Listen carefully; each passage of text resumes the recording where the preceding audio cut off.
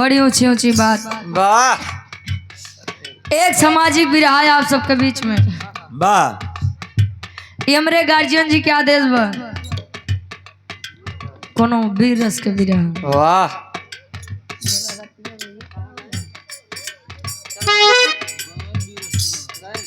बाबूजी बताओ बहन के अहिरे के बराते में आई के वाह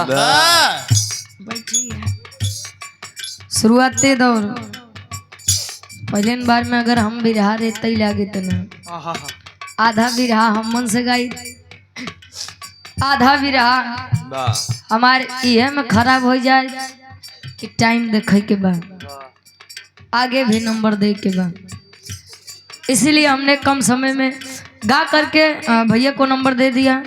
वहां से आप लोगों ने बहुत बढ़िया बिरहा सुना। वाह अब फरमाइश पे एक वीर रस हो ही जाएगी। वाह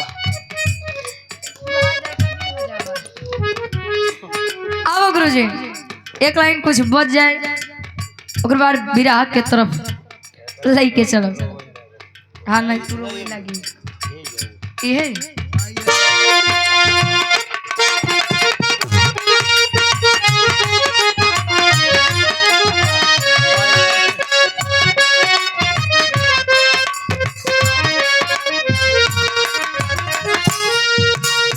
गीत के संकेत करते हैं कोनो दुल्ही कहे। वाह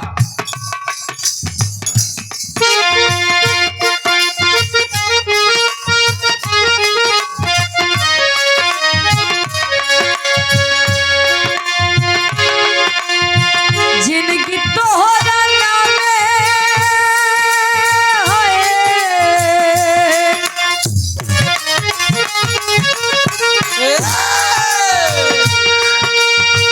जिनकी तोहरा नामे शर्मीन हो गई।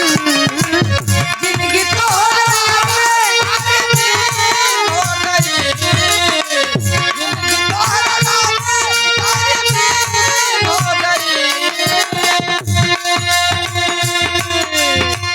जिनकी तोहरा नामे शर्मीन हो गई। ए राजा तोहके देखले बड़ा दिन हो गई। ए राजा तोहके देखले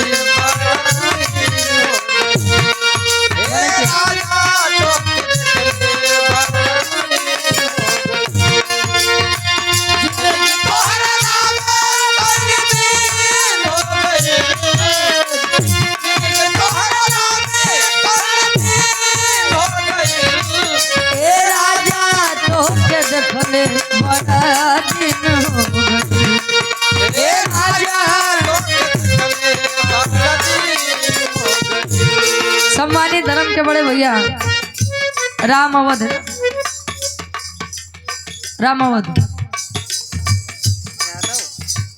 अमन राम वदन वाह गार्जियन जी सुंदर माला 100 रुपए देकर सम्मान किए। इतना चरौधा में नाम बताई के जब तो क्या हो, वो भी एक संस्कार था। दुल्ही इनडायरेक्ट सब बात बतावे, ये नहीं कहे कि चल आवा याद आवे ना, सिर्फ अपन पीड़ा बतावे। का बतावे?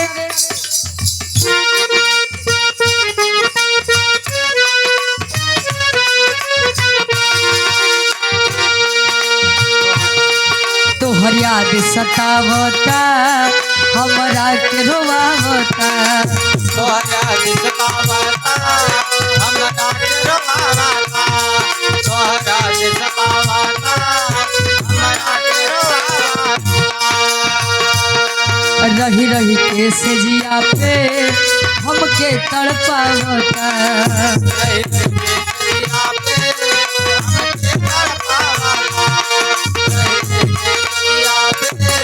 हमके तड़पावता।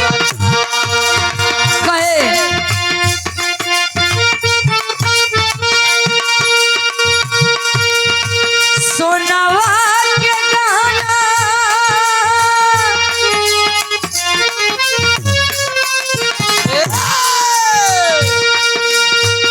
सोनावा के गहना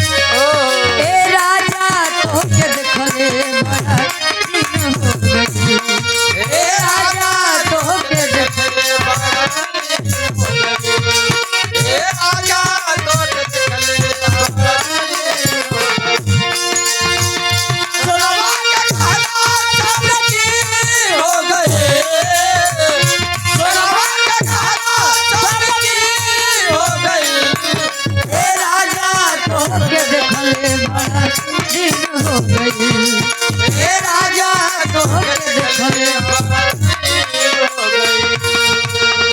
और आप हृदय के गार्जियन जी सम्मानित अनिल यादव जी बलिया की पावन धरती से, सिपाही जी हमारे गार्जियन जी के द्वारा ये सुंदर माला 200 रुपए देकर सम्मान किया, आशीर्वाद के चाह रही हैं कि हम बच्चे अपनी कला में कामयाब रहें। एक लाइन और उसके बाद एक छोटा सा विरहा, वीर उसके खानदानी विरहा। अब गुरु जी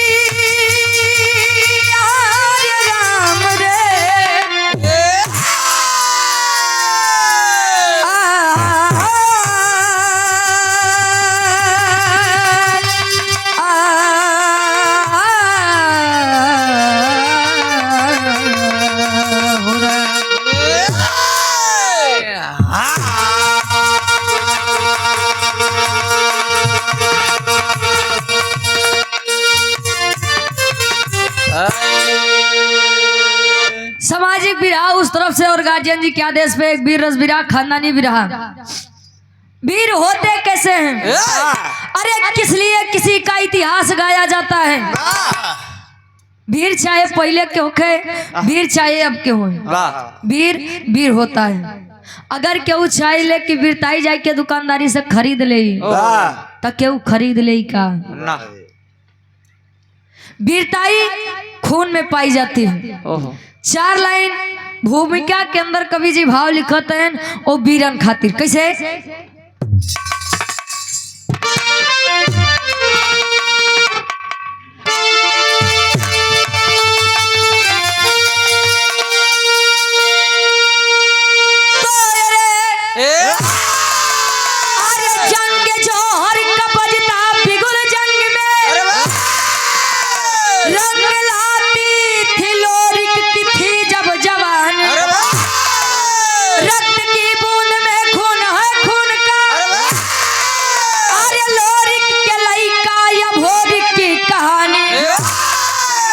छाती पे गर्जन करे सर्वदा, बोला या भोरी माँ क्यों न पिंडदान हुआ। अरे मजरी कहे गुलामी न मंजूर मुझको, करे हक अदा वो ही बलवान हुआ।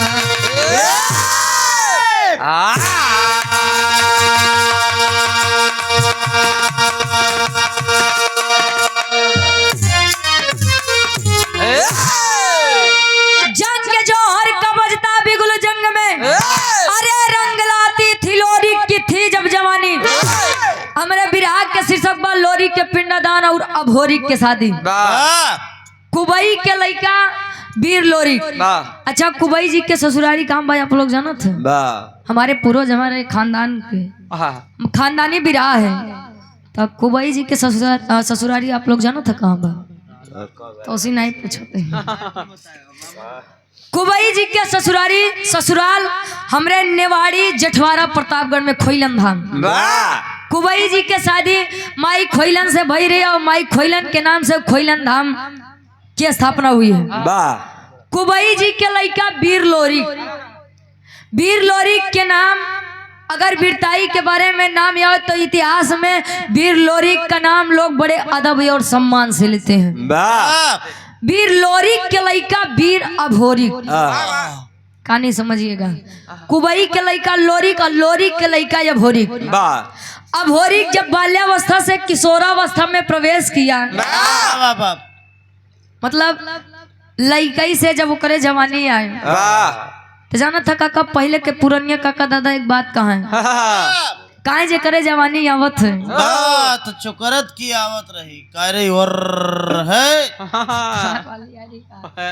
काहे बदे कहा कि आवे तो पहले जवानी बिना जन्मावे जाए नहीं। पहले के जवानी लोग काम में खर्चा कर दे। अब के लड़कन के अबे सुनबे भैया कि 5 साल का बच्चा वह चीजें जानता है जो हम और आप नहीं जानते। वो जानत बा कि यूट्यूब पे का दवाई से का आई बारे जमाना। आजकल के लड़कन के जमाने कब आवत बा, अब बुढ़ौती कभी आ जात बा कुछ पता नहीं चलत बा। एक लाइन कभी जी मिजाजी गजल लगाओ थे, कोनो आशिक अपने मासूका से कहे, का कहे गुरुजी?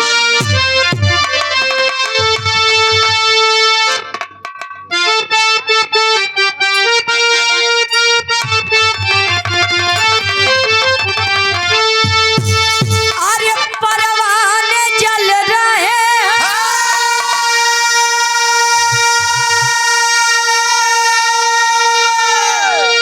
तेरे इश्क में तमाम,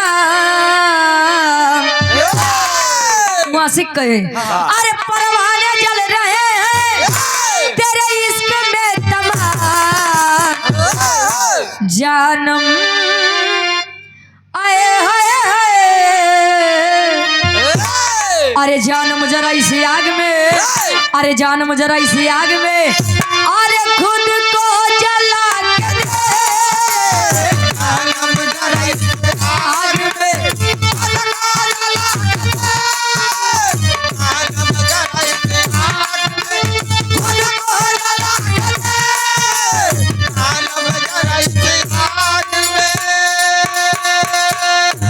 लेकिन एक लाइन वीरों के बारे में, अरे बोला है वीर बघेला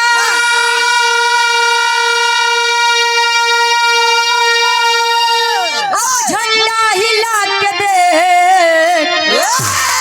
अरे बोला है वीर बघेला अब झंडा हिला के दे, हट जाएगा समर से, अरे हट जाएगा समर से, अरे पंजा मिला के दे,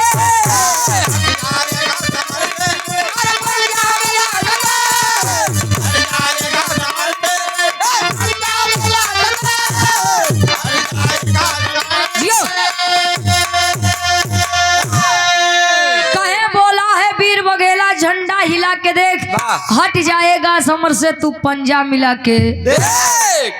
कहा जाता है हमें कभी भी न धन के ऊपर, न ज्ञान के ऊपर, न बल के ऊपर, न सुंदरता के ऊपर कभी घमंड नहीं करना चाहिए। घमंड जब राजा रावण के नहीं चला है, राजा कंस के नहीं चला है, तो हम ये आपको न खेत के मूल्य है। इसीलिए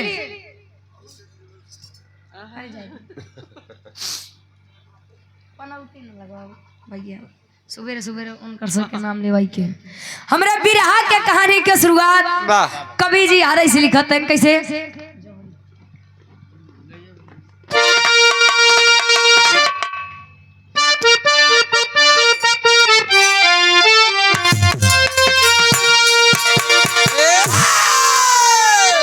अरे तो एक दिन महता मजरी से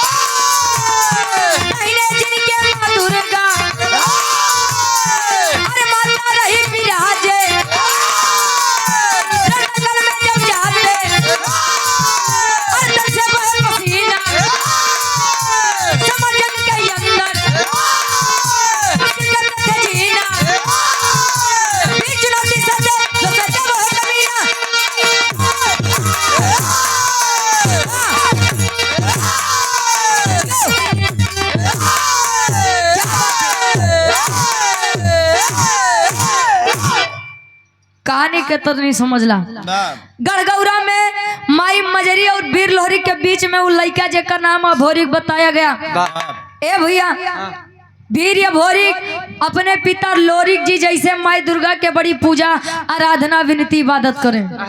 धीरे धीरे समय बीता, माई दुर्गा प्रकट नहीं हो रही हैं। एक दिन वीर अभोरिक बैठ के माई दुर्गा के वो मंदिरिया पे एक बात पूछे, माँ अये माँ, जब भी आपको जरूरत पड़ी मेरे पिता वीर लोरिक अपने जंगे का खून पिला करके आपको संतुष्ट करने का काम किए हैं। अये माँ, मैं उन्हीं का बेटा लोरिक हूँ, भोरिक हूँ, आखिर मेरी विनती क्यों नहीं स्वीकारी जा रही है? माँ माई दुर्गा प्रकट हुई, करिए बेटा, ए बेटा मैं क्यों खुश हूँ मुझे तू ये बता, खुशी का कारण बता। क्या मतलब तेरे पिता इतने बड़े वीर होने के बावजूद भी आज भी उनकी आत्मा भटक रही है, ऐसा हमारे पूर्वज कहते हैं। लोग अपने पूर्वजों का तारन-तार करने के लिए गया जिला में जाते हैं, बिहार में अजय का जीते तारन-तार चाहिए, प्रयागराज में हुआ था 144 साल बाद लोग कुंभ मेला लगवाए रहे। कितना जने नहाए तो मोक्ष पाई ना, कितना जने पाई। सोलंकी भैया इन्हें प्रयागराज के हैं, पूरा कुंभ मेला बीत गया। हमके तू कोई दिन गया, कहे हम पागल है का? हमके काहे बदे? कहन गंगा जी हारे रही है, स्थनवा हुए रही। हमके जब चाहिए तब जाए के हम नहाई के तारन तार कैले, हमका मरई के नहीं हम नहीं को मलकिनो करे का। अब देख ला तो से ज्यादा जानकारी सोलंकी भैया तोरे घरे के बारे में रखे हैं। जाए तो ए भैया, अच्छा जब इतनी बतिया वीर अभोरिक सुना, आया माँ मजरी के पास पूछ रहा है, माँ अरे माँ आखिर मैं ये क्या सुन रहा हूँ, क्या अपने इस गढ़गौरा में कोई वीर नहीं है क्या? अरे बेटा वीर तो बहुत है, लेकिन पूर्वजों का तारन तार उनका वंश ही करता है। तब कहें बेटा तू बहुत छोटा था, अब हालांकि बड़ा हो गया, लेकिन मैं तुझे अपने से अलग होना नहीं होने दूंगी। कहीं क्यों? कहीं वो पिपरी के राजा सुरपतिया अगर जानी जाइए तब बेटा तुम्हें छोड़ी ना। कहीं माई तो का अपने खून के ऊपर शक वका, आशीर्वाद दो, जा रहा हूँ अब तो, या तो मर के आऊंगा या तो मार के आऊंगा, लेकिन पिताजी का पिंडदान करके आऊंगा। चल दिया वीर अभोरिक, माई मजरी से आशीर्वाद लेत बा। एक लाइन गीत लगत बा, कैसे गुरुजी?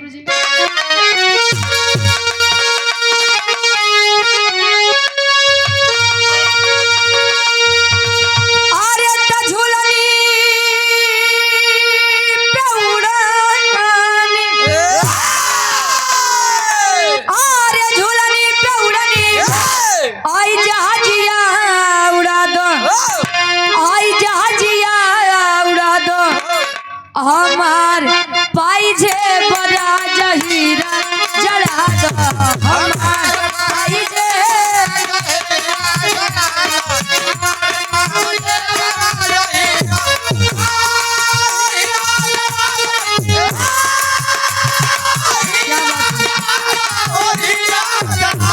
हमार पाई जे बड़ा जहीरा जड़ा दो, हमार पाई जे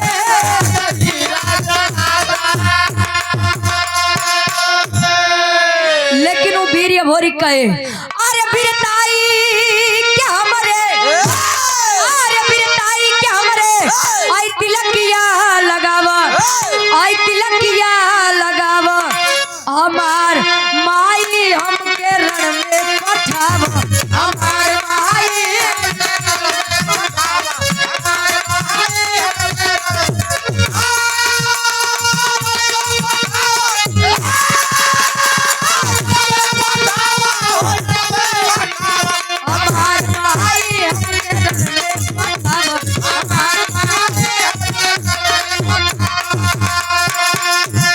कहे बाढ़ल गुमान बाटे अब दुश्मन के भारी, मिठाऊ खान दान बाट पूरी तैयारी,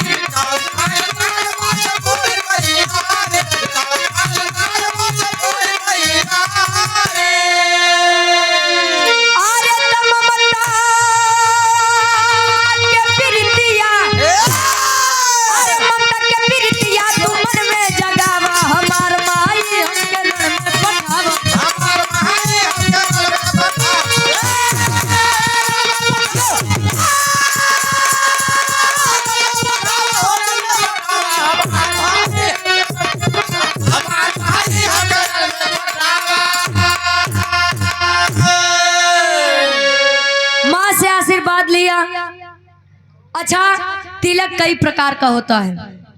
एक तिलक हर रोज पूजा पाठ करने के बाद काकी दाई चाची लोग लगाई लेते हैं। एक तिलक विजय तिलक होता है। लोग किसी भी क्षेत्र में जाते हैं तो सोचते हैं कि विजय का तिलक पहला मेरे ही मत्थे पर लगे। एक तिलक ये शादी विवाह के पहले चढ़ता है। बर्बादी की शुरुआत वाला।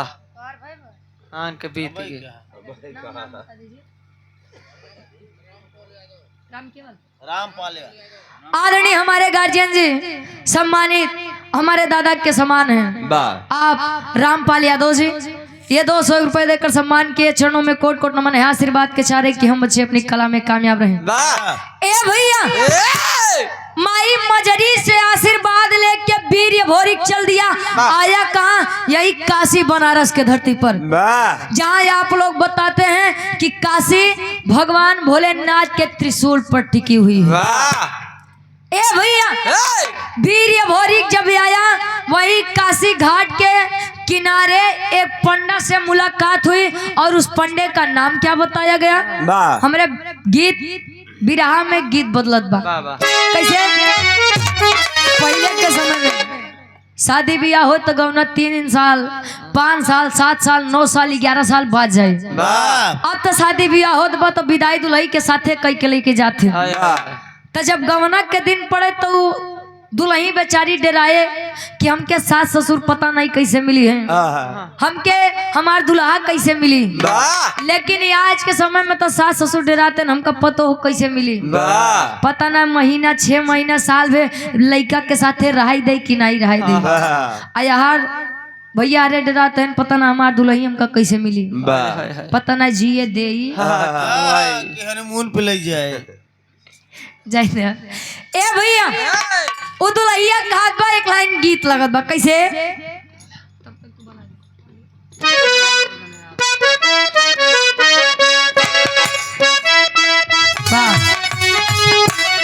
गरम क्या बड़े भैया पूरा राम बदन यादव जी, ये सुंदर माला 100 रुपए देकर सम्मान किया। आशीर्वाद के चारे दुल्हिया कहे, अरे जब से गवन हवा के दिनवा धराई, अरे जब से गवनवा के दिनवा धराई, रतिया नींद आवे देह पियराई। जब से गवनवा के दिनवा धराई, रतिया नींद आवे देह पियराई। जब से गवनवा अरे करे पिंड दान भोर बनारस में आया, शशिधर पंडा से बात लड़ाया। करे पिंड दान भोर बनारस में। और हमारे गार्जियन जी सम्मानित हमारे चाचा के समान है आप मान सिंह यादव जी, ये 500 रुपए देकर सम्मान किए। चरणों में कोट कोट नमन है। आशीर्वाद के चाह रही। और हृदय के गार्जियन जी आप राजनाथ यादव जी, ये 500 रुपए देकर सम्मान किए। चरणों में कोट कोट नमन है। आशीर्वाद के चाह रही कि हम बच्चे अपनी कला में कामयाब रहे। ए भैया, कहानी के तनी समझा। वीर भोरी काया शशिधर पंडा से मुलाकात हुई। पंडे का नाम शशिधर पंडा था। पंडे से मुलाकात हुई, बता रहा है कि बाबा मैं गढ़गौरा से चलकर आया हूँ, मेरे पिता वीर लोरी।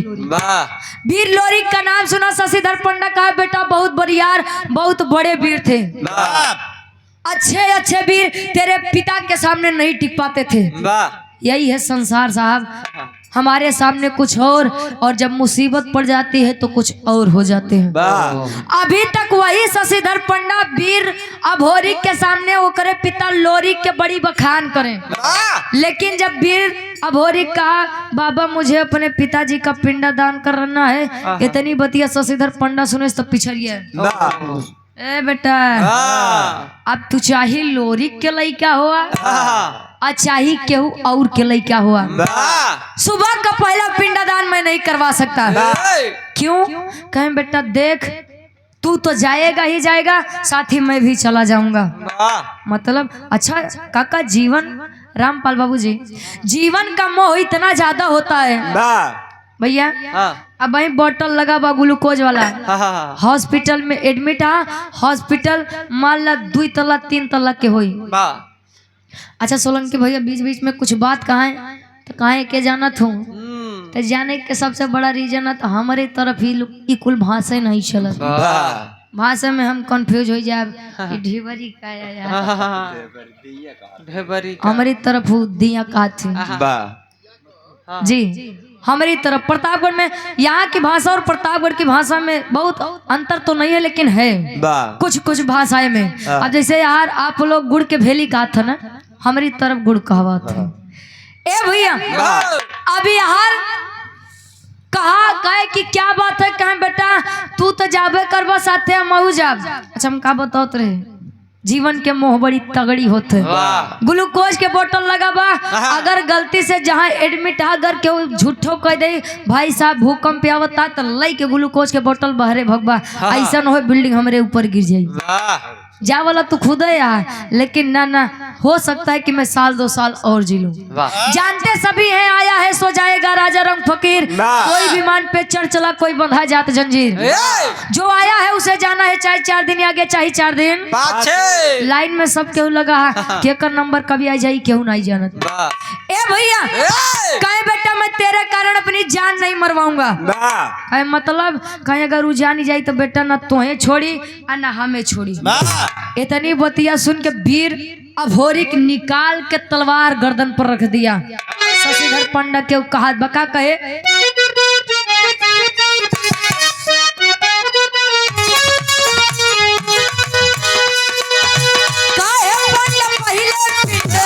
दान करी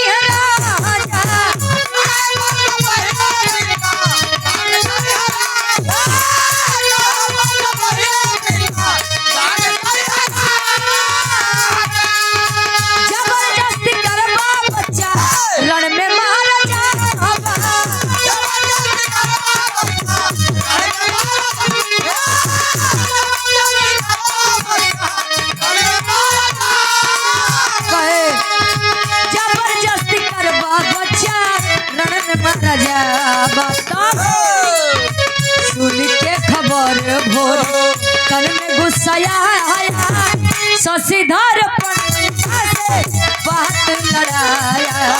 सुन के खबर भोर कल में गुस्सा आया।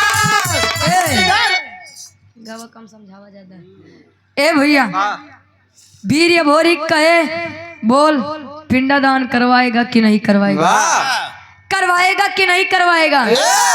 शुद्ध में बोली बोल करवाओगे कि न करवाओगे, करवाओगे कि ना करवाओगे। अब शशिधर पंडा बेचारा खड़ा रहे बैठ गया, अरे साला गजब फंसा दिया। पिंडादान नहीं करवाओ तो ही मार दे, पिंडादान करवा दे तो पीपरी के राजा सुरपतिया मार दे। नाम ऊपर सुरपति रहे लेकिन जब लोग घुसिया थे तो अच्छे अच्छे नाम खराब कर देते। कहे अगर पिंडादान करवा दे तो पीपरी के राजा खुरपतिया मरवा, खुरपतिया नहीं वे सुरपतिया, सुरपतिया मार दे। आखिर हम जाई तो जाई कहाँ, आगे कुआं पीछे खाई। सोचत बा पहले जवानी आगे मुसीबत पड़ी बा ओके देखा। अभय यादव भैया जी और ब्रिजेश यादव जी हमारे गार्जियन जी के द्वारा ये 100 रुपए आशीर्वाद के चाह रहे। एक स्वर में सबके नमस्ते प्रणाम स्वीकार हो। ए भैया कहे जौन पहले पड़ा बा पहले ओका देखा, जब वो पीपरी के राजा सुरपति आई तब देखा जाई। शशिधर पंडा याद तो हर बलि चढ़ी, बैठ के अच्छा पिंडा दान करवा दिया। हमरे कहानी के शुरुआत हमार कहानी यहाँ से मोड़ ली, पिंडा दान करवा दिया। लोरिक जी का वीर भोरिक शशिधर पंडा आपस में बैठ के विचार करते हैं। अच्छा ये बताइए बाबा ये सुरपति है कौन, क्यों ऐसा करता है? कहें बेटा सुबेरे के पहला पिंडा दान वो अपने पूर्वजन का देते हैं, अजय ज्यादा जबरदस्ती आज तक करे के कोशिश की है बा, उसका छोड़े नहीं बम मार दी है बा। इसीलिए मैं तुझे समझा रहा था कि अभी तुम तो बच्चे हो, खेलो खाओ इन सब मामलों में मत पड़ो।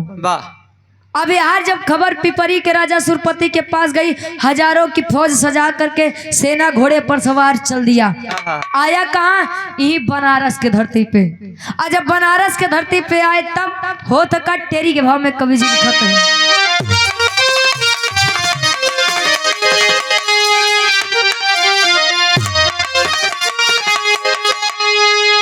अरे राम जवानी जंगी जूझे जमके, अरे जवानी जंगी जूझे जमके, तलोरिक पूत ये भोरी कहे मिटाऊ हमके रो हमके रो हमके।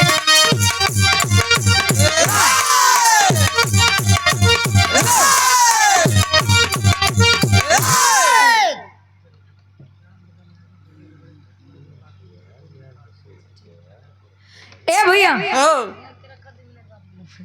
कहे लोरी पूत या भोरी कहे मिटाऊ हमके, जवानी जंगी जूझे जमके।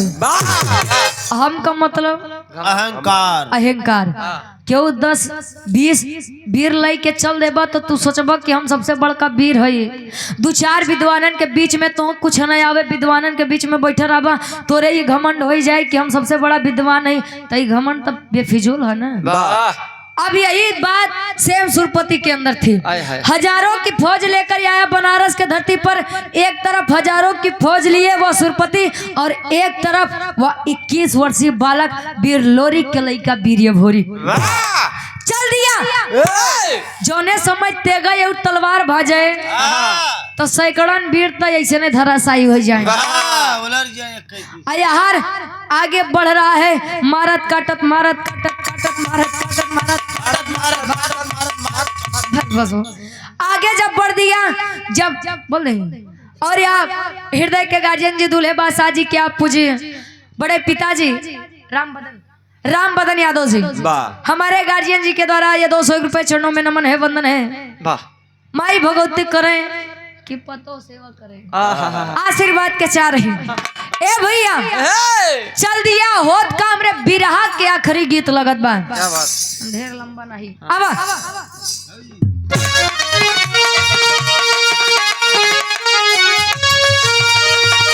अरे सासू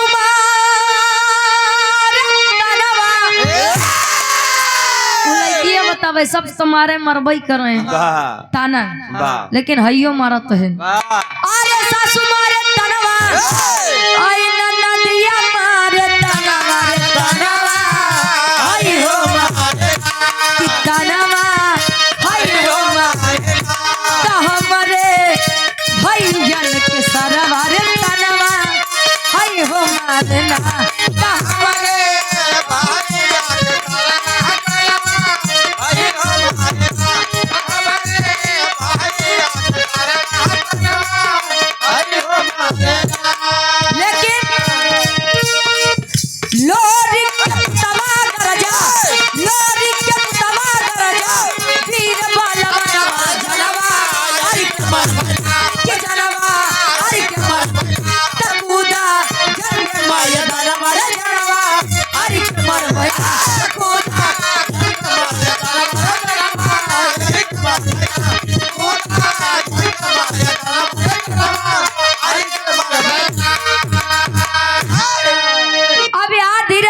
सेना समाप्ति की तरफ है। अब जब 150 जौन बेचारे बचा हैं कहा तने करे सारे के चक्कर में हम अपन जान ना गवाऊ नहीं गवाऊ। जे जिंदा है बेचारो अब भोरी के डर से लंबा लंबा लेट गए, ऐसा हो कि जान ही जाए कि वीर मरा है बस। अब यार करते करते पहुंचा सुरपति जहां घोड़े पर सवार है। अरे पकड़ के कॉलर नीचे खींच लिया, उधर बड़का वीर बनत रहा आज तक। आज तो तार सही सही पाला एक वीर से बाबा कुकुरन के फौज लाई के बड़का वीर बनत रहा। तार फौज तो आधे घंटे में समाप्त हो गया। अब बोला अब चला नीचे उतार कर लेकर आया, मुंह में काली पुतवा करके गधे पर बैठा करके। बनारस कैसन कोनो कोना नहीं बचा जमा वीर अभोरी सुरपति के घुमाए नहीं हो। धोबी घाट छोड़ के अच्छा धोबी घाट कहीं छोड़ी है। लादी कैसे हो। अच्छा ते कई गदहा रहन का बस और का कौन ढेर जानकारी हुई ना।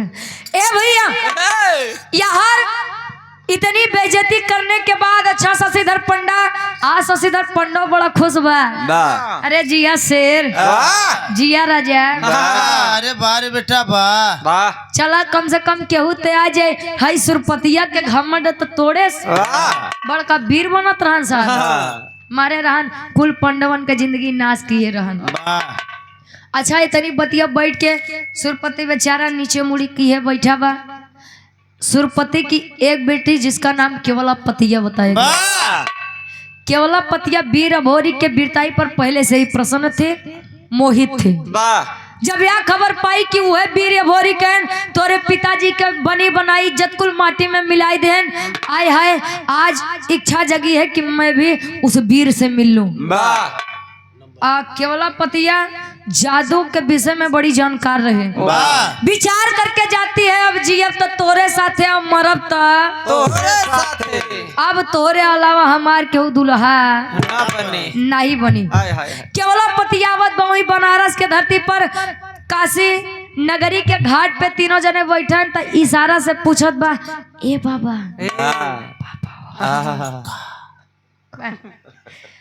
वीर अभोरी कौन है?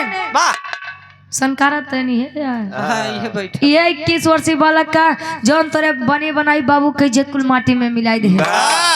इतने में वीर अभोरी कुछ समझ पौतन ऐसी पहले केवलापतिया अपन जादू चलावत बा।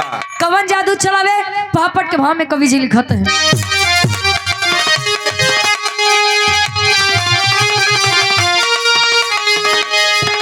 अरे आई केवलापतिया बन हसीना जीना मुश्किल बा। अरे आई केवलापतिया बन हसीना जीना मुश्किल बा। तब बाप के इज्जत भोरी का है जीना जीना मुश्किल बा। बाप के इज्जत भोरी का है जीना जीना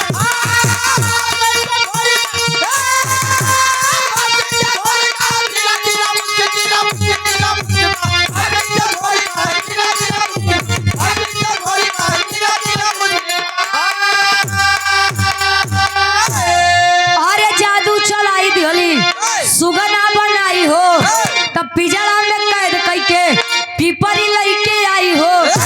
अरे कहे कुमारी जी अब नहीं तोहरा बिना जीना मुश्किल बा। अरे बाप के इज्जत भोरी काहे छीना जीना मुश्किल बा। ए भैया अपने जादू से आज केवलापतिया वीर अभोरी के सुगना बनाई के पिजरा में कैद कई के पीपरी के राज्य लेके आवत बा। यही होता है इसीलिए मैं कहती हूँ कि वीर सदैव सामने से वार करते हैं ना कि पीछे से जे वार करत है गुरुजी। ढेर जानकार है तो ए भैया वीर चाहे पहले के हो चाहे आज के हो ऐसा नहीं है कि पानीदार मर्द आज के समय में नहीं है। लेकिन कतो अगर घरे में 10 सदस्य हैं तो 10 में से 4 जने पानीदार रही बाकी 6 जने सुबेरे का कहते समझा ले का हो जाए कुछ गारंटी नहीं बा। पहले के लोग कहे रघुकुल रीति सदा चली आई मेहरारू पर जुल्म ढाई और का तो कुल बतिये चेंज कर देता यार। कहे रघुकुल रीति सदा चली आई प्राण जाई पर वचन न जाई। अपनी बात अपने वचन के लिए अपनी जान तक को गवा देते थे लेकिन बात को कटने नहीं देते थे। आया बता भाई साहब चला तोसी पैसा ले यहाँ कस भैया हमार पैसों कब देबा एक काम करा संझवा ले आ जाए तोहार पैसा तोहे दे दे। संझवा ले आए कसो कहाँ बटन तार बाबू पता लगा बाबू है ये नहीं है 2-4 दिन बेचारा हेरते बा। अबे तोहार संझा नहीं भैया ए भैया अब यार वीर अभोरी को पिंजरे में कैद करके पीपरी के राज्य लेके आया। अच्छा एक बात रहे केवलापतिया दिन में तो वीर अभोरी के सुगना बनाए रहे लेकिन जब रात होके तो सुगना के रूप हटाई के वीर अभोरी के ओकर पुरुष वाला तन दे दे। काहे बदे जबरदस्ती प्रेम करना चाहिए लेकिन बारे मर्यादा बारे वीर अभोरी उन्होंने कहा ऐ लड़की तू चाहती है कि मैं तुझसे कायरों की तरह प्रेम कर लूं कदापि नहीं। ये मेरा मान, मेरा सम्मान मुझे इजाजत नहीं देता। अरे थू है तेरे प्यार पे। थू हट। बस करो ज्यादा। ए भैया वीर भोरी हर रोज केवल पतिया यह करे, लेकिन वीर भोरी हर रोज यही कह दे मैं तुझसे कायरों की तरह प्रेम नहीं करूंगा। तू कुछ भी कर ले मैं प्रेम नहीं करूंगा। कहीं जा दुनिया तरसत बा तो मिलत बा तो अटकत बा। अब यार धीरे धीरे समय बीतत बा। अच्छा ये भैया कहा जाते माई के जियरा गाई के, पुतवा के जियरा कसाई के, बाबू की जियरा साड़ी के। ए भैया माता मजरी गड़गौरा में बैठी हैं। धीरे धीरे समय बीता, वीर अभोरिक नहीं लौटे। आज माँ मजरी को अपने बेटे अभोरिक की चिंता सतावत बा कि हमार बाबू हमार लल्ला कहाँ है, घरे है। ए भैया माँ मजरी गढ़गौरा से दुई वीर भेजत हैं पता लगावे बरे कि जाइए और पता करिए कि वीर अभोरिक है कहाँ। वो दो वीर के नाम का बा कवि जी आल्हा के भाव में प्रमाण देते हैं। कैसे?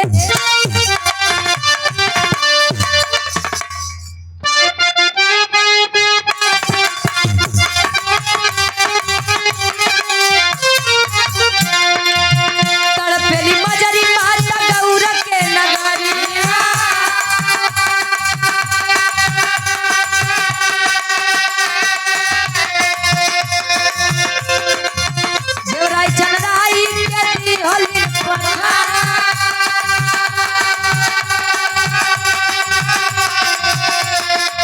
धीरे धीरे आई काशी के धरतिया,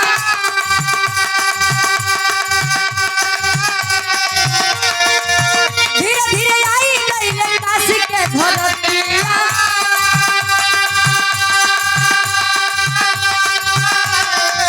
शशिधर पंडा हो गई बेटा,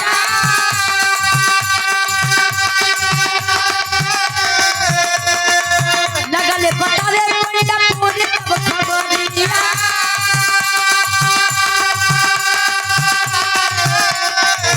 लगले बतावे पंडा पूरी तब खबरिया।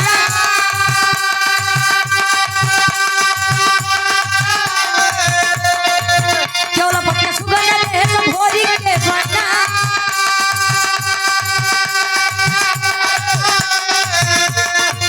जमनी के बोलाए ले हले दुनहु हो बीरा,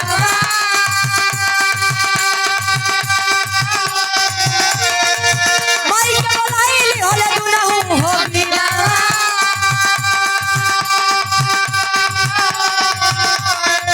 झूमी झूमी जोगी बन के भजन रहेगा,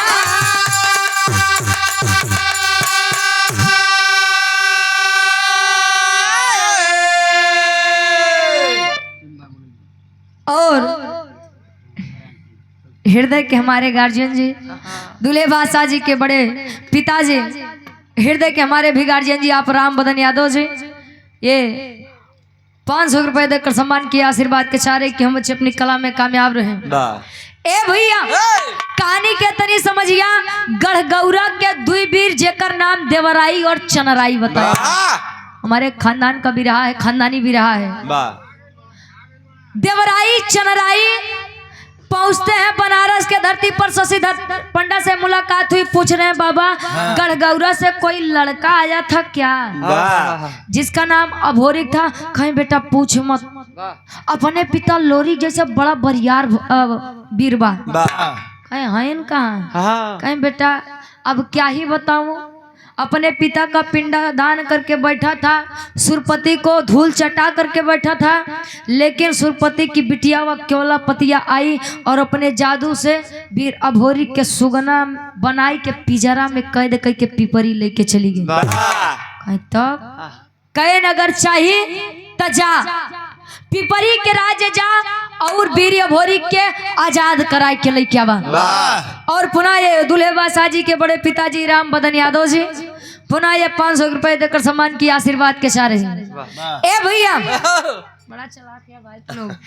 ए भैया अच्छा जादू का काट तो जादू से ही होता, देवराई और चनराई माँ जमुनी को बुलाई। माँ जमुनी आई लेकर जोगी का रूप बन के।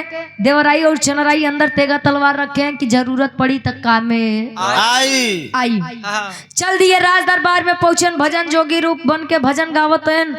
और तब ले केवला पतिया ऊपर से सुनत बा, कहे राजा सुगना रुपया भोरी से, ए राजा आवत चला। मैं कहा रे कहीं नीचे का बात बा कहीं चला। इतना दिन तो हम थक गए कहत कहत कि राजा प्रेम करे के बा, तोरे मन में हमरे प्रति प्रेम नहीं जगा। आवत चला शायद भाव भजन सुन लेबा तो तोरे मन में हमरे प्रति प्रेम जागी। लेकर आई पिजरा जैसे नीचे रखत बा। माई जमुनी देखी, ओहो बेटा ये भोरी वहां पर फंसे हो। कुछ नहीं भाई, रुको रुको बेटा, आत्मा को शांति दिला रही हूँ, परेशान मत हो। और पुनः हृदय के गार्जियन दूल्हे बासाजी के पूजे पिताजी, बड़े पिताजी राम बदन यादव जी, पुनः ये 500 रुपए देकर सम्मान के आशीर्वाद के चाह रही भाई साहब 500 दे के 1500 बुलावते हैं। आशीर्वाद के चाह रही सुखी रहे, परिवार पे कृपा बनी रहे। जय दो प्रेम से बैठ के बिरहा सुन लेते नहीं है, बहुत बड़ी बात बा। नहीं तो जाना था काका, हम बाराती के कार्यक्रम में एकदम लिखा बंद कर दे। सबसे बड़ा रीजन का बजाना था, एक तो कार्यक्रम 11-12 बजे के पहले चालू नहीं कराते हैं। हम पहली बारात देखा थे जहाँ बिरहा 8:30 बजे चालू हो गया, अब बाकी हम लोग आए 5:30 बजे के रहे। आए आप लोगों ने टाइम से व्यवस्था दे दिया, प्रोग्राम चालू हो गया और अभी भी आप लोग बैठे हैं, ये बहुत खुशी की बात है। कलिया हम एक कार्यक्रम हमारे मास्टर साहब के बड़े खास में रह गए, कहीं बाबा गाय दे, हम कहे चलो ठीक बा तोहार बात गाय देते ही।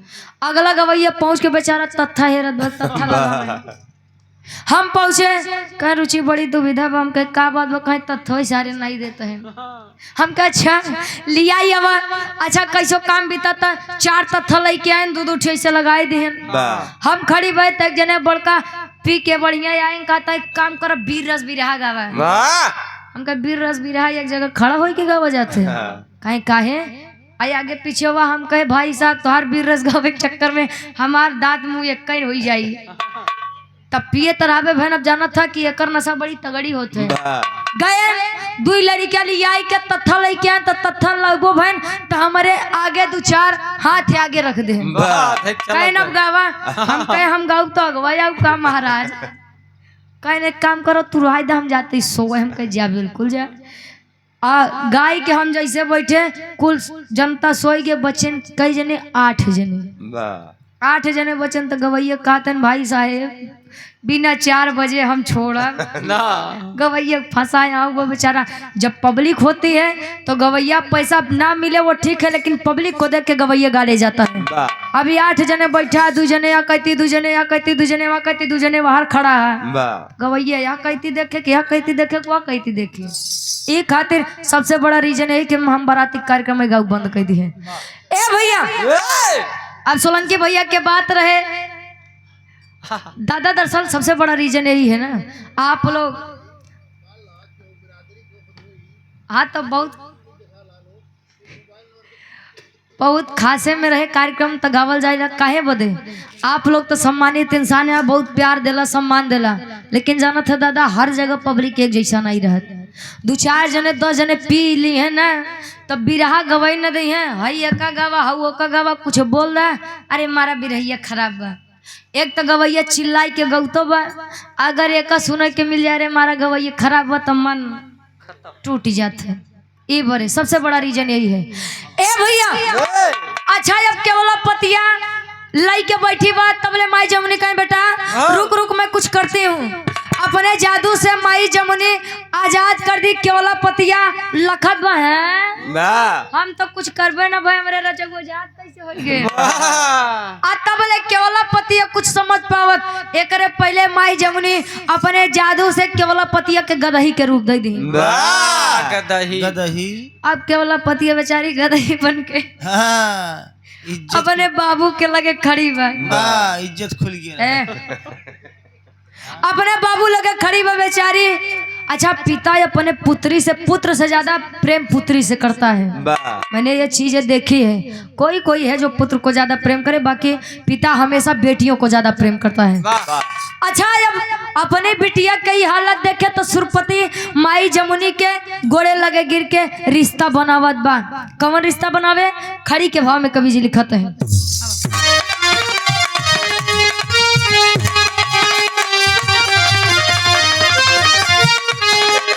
अरे माने गलती जमुनी के हाई चरनिया धई के, अरे तुम्हारे गलती जमुनी के हाई चरनिया धई के, हम हाई भाई तू बहन बचिया कही के, हम हाई भाई तू बहन बचिया कही के।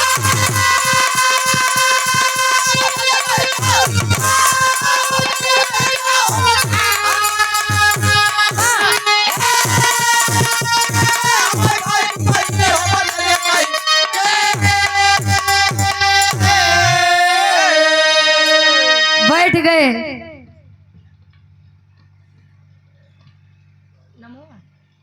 हो जा बस, चला। बैठ गए माँ जमुनी के चरण पे गिर के, तू हमार बहन समान, हम तुम्हार भाई समान। हम अपने बेटी से बहुत प्रेम करते हैं। मेरी गलती की सजा मेरी बेटी को मत दीजिए आप लोग, मेरी बेटी को छोड़ दीजिए आप लोग। अब यार वीर अभोरी तो एकदम गुस्सिया ने तलवार निकाल के एक के सारे के छोड़ बना रण में छोड़ दी है।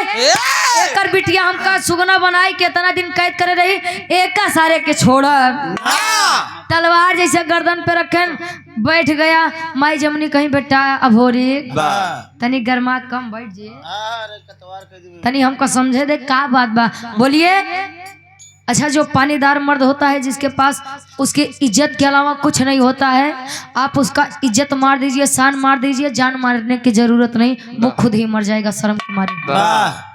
अब सुरपति बैठ गया, कहे आप मुझे से कुछ भी ले लीजिए लेकिन मेरी बेटी को छोड़ दीजिए। कहे तो छोड़ा बेक शर्त पे, कहन कौन शर्त बा? कहन माई एक करी जौन बिटिया केवल पतिया भाई हमसे बड़ा प्रेम करत है, एक एक कायदा हमारी शादी ऐसे करवाई दे, हमें का खुशी खुशी छोड़ दे। कहे बेटा मैं शादी तो करवा दूं लेकिन दुविधा बा। कौन दुविधा? कहने या तो तू गदहा बना, या तो एक के लड़की वाला रूप दा। अब भाई वो गदही तू लड़का कहाँ से शादी हुई, मेल कहाँ से बैठे? हिचो हिचो करे। माई जमुनी कही अच्छा ठीक ठीक, आप मत परेशान होइए, मैं कुछ करती हूँ। फिर से पुनः स्त्री का रूप जब केवला पतिया पाई तब होत का आखिरी भाव।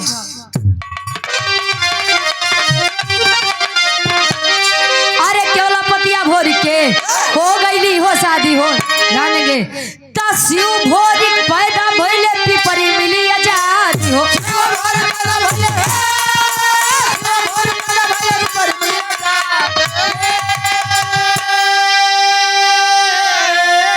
अरे अपने घरे आए हाय दुल्हनिया लई के, अरे अपने घरे आए हाय दुल्हनिया लई के, हम आई भाई तू बहिनी वचनिया कही।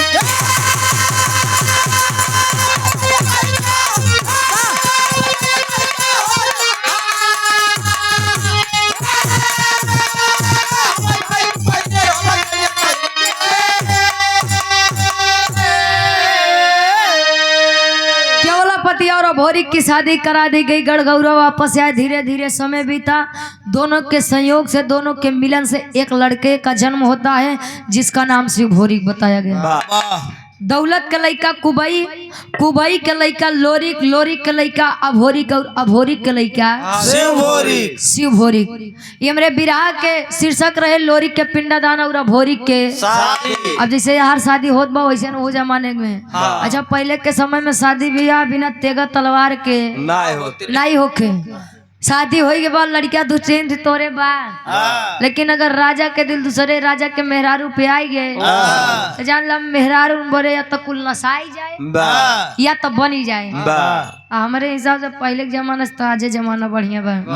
आज कोनो मेहरारू को पर आँख उठाए देख ला दुल्हा रंगदार बकाया रे सारे, हमारे दुल्हा के देखे तो देखे कैसे झगड़ा तीन चीज ही बड़े होते जानत है, जर जोरू जमीन। आ खास कर पहले के समय में मेहरारून खातिर कुछ ज्यादा होखे। हाँ आखिरी में लोरी जी के बियाह भी ऐसे भर है माई मजरी से। आखिरी में खानदान के परिचय बा और गावे बजावे कहा सुन में कोनो भी गलती कसूर भई आप लोग अपन लड़किया बच्चा समझ के माफ किया। लगातार गवैया काका प्रोग्राम गावत गावत एकदम परेशान हो गए हैं। अबे 17 सितंबर ले ऐसे रहते के बाद अब गुरु बिहारी गुरु गणेश गुरु रामलाल मुरबा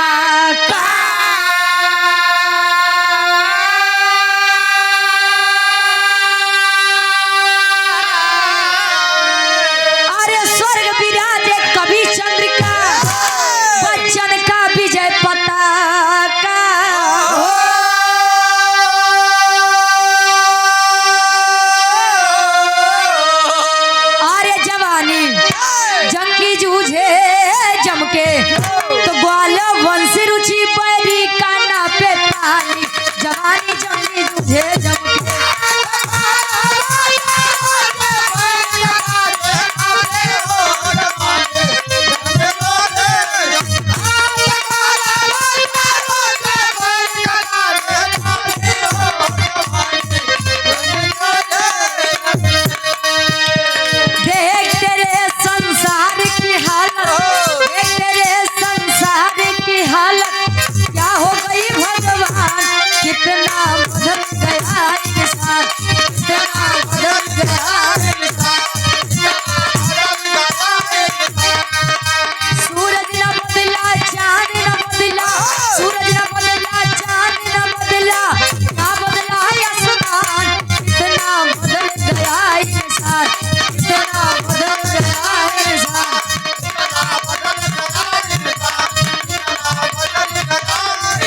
हो कितना बदल गया